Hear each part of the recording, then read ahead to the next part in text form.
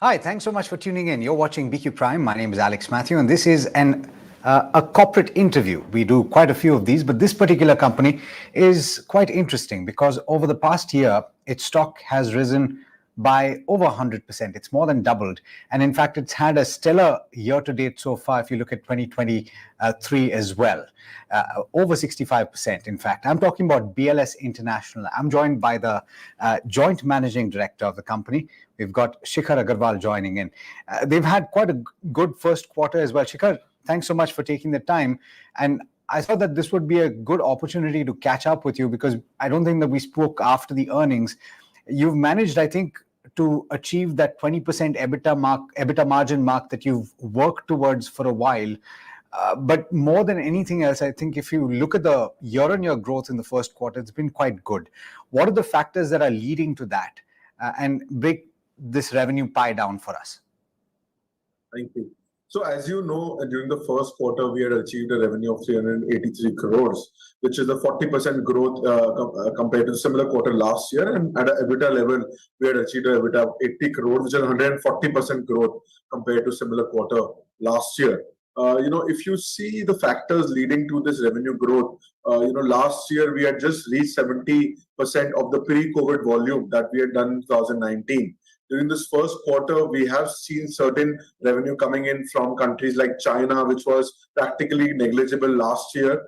We have gotten certain increases in service charges. Our prices of additional services also increased. So that all these factors have actually led to an increase in margin of 20% also.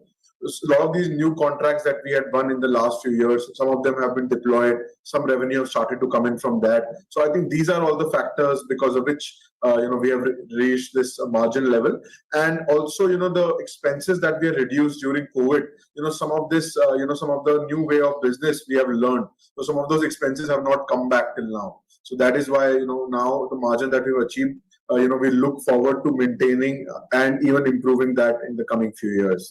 So if I look at the segments that you operate in, and I'm looking at your investor presentation here, there is visa and consular services which you've split, and you've talked about digital services. For those that are not familiar with this, could you explain to us how this works? Visa, essentially, you're talking about the e-visa services, right? Where Indians traveling abroad come to you, they submit their documents and you facilitate, right? No, actually, visa and consular services, which is around 80 to 85% of our entire revenue of the company, we are present in 64 countries and we work with more than 40 client governments globally. So Indian government is one of our clients, wherein we work for the Indian embassies abroad, for Indian diaspora abroad, applying the passport renewal and foreigners coming into India. Same way we work for different governments, like we recently won Italian contracts. So we work for Italy government in 6 countries now. So for foreigners going to Italy from those 6 countries, have to go to our centers, for example, countries like Kazakhstan, etc. We have re-won our Spanish global contract again. So globally, anyone who goes to Spain has to apply for a visa at a BLS local office, be it in London, New York, Delhi, Morocco, Algeria. We work for Hungary government. We recently won a contract for the Polish government. We also work for the German government. So we work with more than 40 client governments in 64 countries in our visa consular service space. We are one of the largest companies in this field and the only Indian company. And in the digital service segment, which is around 15 to 20% of our revenue, also, we have achieved a revenue of 83 crores this quarter, which is a growth of 140% compared to similar quarter last year. This business comprises of our e-governance, which is the citizen service business, and the banking correspondent business. This business also we are seeing a supernormal growth and are in the process of listing this subsidiary, which is BLS e-services. We have already filed the DRHP. Depending on the SEBI approval, we plan to do the listing within a couple of months. Okay, so I was actually going to come to that. So what is the idea and how much are you going to be raising in this IPO? I believe you're holding about 60-odd% stake, 69% stake in this subsidiary, right? So what will be the post-IPO holding in the company? Correct. So BLS e-services, we are actually, there is going to be a primary issue of 2 crore 41 lakh 30,000 shares. So money will be coming to the company. Post the IPO, BLS e-services will continue to be a subsidiary of BLS International. The money that we will raise valuation still has not been finalized. Money that we raise will be used for the organic as well as inorganic growth of the company. We are seeing massive growth in both the visa counselor service business and e-governance and banking correspondent business, but we do not want to utilize the profitability of one business in another business, because we want to invest the money that we earn in visa counselor business for organic and inorganic growth in that business. So whatever money that we raise through the IPO will be used at acquisition opportunities that we are looking in e-governance and banking correspondent space within India. And also there are few other tenders in the pipeline and few other things that are in the pipeline through which we will be opening centers across India. So if you talk about BLS e-services, now we are present in 28 states and all 8 union territories of the country with more than 50,000 centers providing services to 6 to 7 lakh people every day. Okay. So that's the part on the e-services business or the digital services business. But if I speak about the major chunk of your revenues, which is coming from the visa and consular services, I've read about the fact that you have quite a large part of that coming in from Russia and China. And you've said also that China is coming back. What is the expectation for the rest of the financial year, though? And what is the initial trend that you're seeing in the second quarter in terms of the contribution of each of these geographies? See, if you see our pre-COVID volume, whatever we were doing, and last year we did 70% of those volumes. And because the countries like Russia and China were almost zero. So globally, Russia and China contribute around 30% of our volume. And that also, we had achieved 100% growth year on year only on the basis of 70% of the volumes.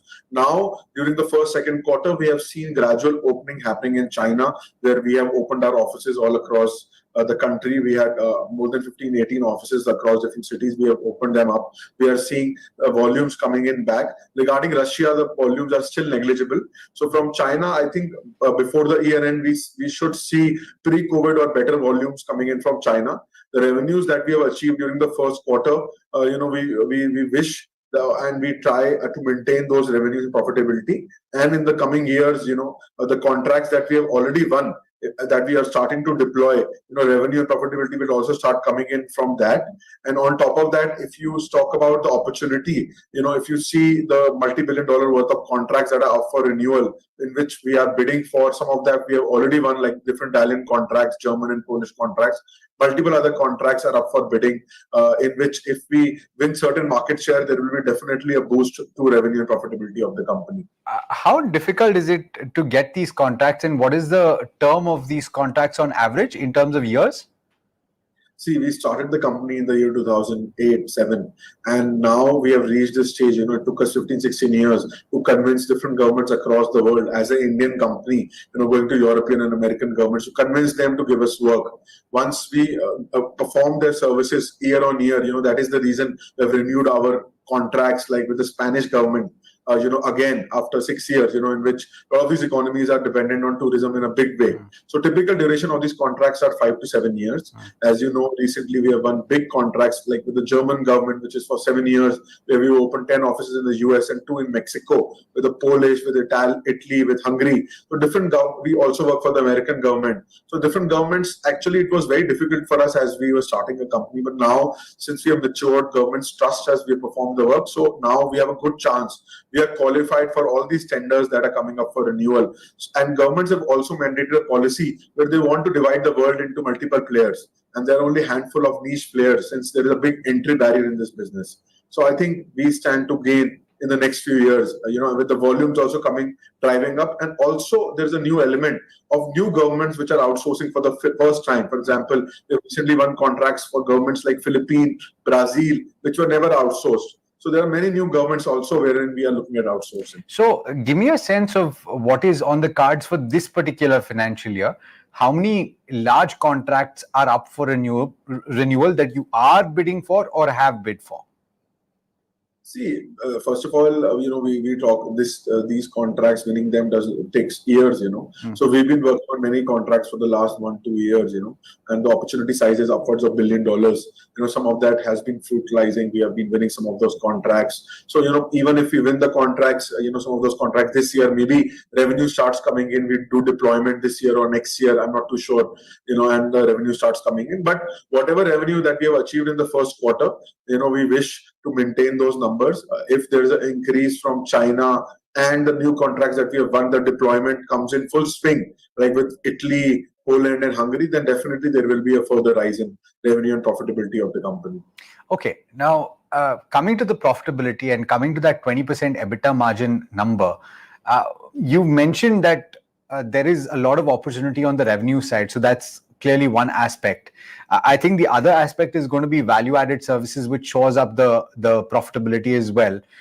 But what you've also mentioned is the cost side, where certain cost efficiencies that you managed to achieve in the COVID period, you've carried forward now. Is that something that is sustainable though? And how are you going to manage, considering that you are bidding aggressively for all of these contracts? I would assume that you would have to increase staff strength. Correct. So see, if you talk about also briefly on revenue and profitability again, we've gotten the contracts that we're managing now are at much higher service charges. New contract that we won for Spain is at higher service charges. Value-added services have increased. Regarding the costs that we have managed to achieve, cost rationalization in COVID period, we understood that there is a new way of working. The new contracts that we have won, we have utilized our existing office network across the world. So economies of scale have come in. European governments have a clause wherein you can share the same offices. So definitely, that has led to a rationalization of costs and increase in margins. Definitely, the new contracts that we are bidding for, we need technical people, we need business development people, we need marketing people on the ground, we need different IT people. Definitely, costs will go up, in the short run, but that will also be, kind of offset by the revenue increase that we expect. So that is why we expect the margins to continue. It has been with great difficulty that we've increased this, rise in margin to 20%, which is a major increase from 15-16%. But I think what we see is that, this should maintain, and in the coming years with new contracts coming in, this should improve. Okay. I also understand that if I look at sequentially, the revenue number is lower on a sequential basis, but I understand that a lot of travel and a lot of this tourism related activity is going to be seasonal in nature, and therefore I have looked at the year-on-year number. Having said that, that 40% growth in revenue, I would think that there's going to be peaks and troughs, right? So help me understand for the full financial year, what is the expectation on the revenue number, the top line number, and you're confident of achieving 20%. So because I'm asking now, because the next time I speak to you after the second quarter, I'm going to ask you about that 20% number. No, definitely, the numbers are, if you see the last 3-year growth, we have done at a PAT level, we have done 100% year-on-year growth, Sure.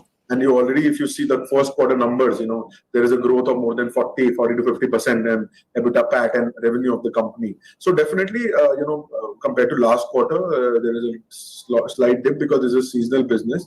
After COVID, also seasons are getting streamlined. Some parts of the world are opening up, some are, so definitely there was a change. But quarter on quarter, if you compare to last quarter, we definitely see an increase in revenue this year also compared to last year. Regarding the EBITDA margins, we are a very conservative company. This all numbers also after we achieved, we could declare. So having said that, we are always striving to increase our margins, control our costs, and we wish that we maintain these EBITDA margins. But as we win more contracts, as we have economies of scale that come in, where we utilize existing offices, existing infrastructure, existing manpower, then it's a simple accounting, system wherein, the revenue increases, but costs after a certain level will not increase with the same level. So definitely, in the coming years, we see certain EBITDA margin growths. And maybe, if you're, I can also add on that, we're also looking at some inorganic acquisitions in the visa counselor space. We have around 650 crores of cash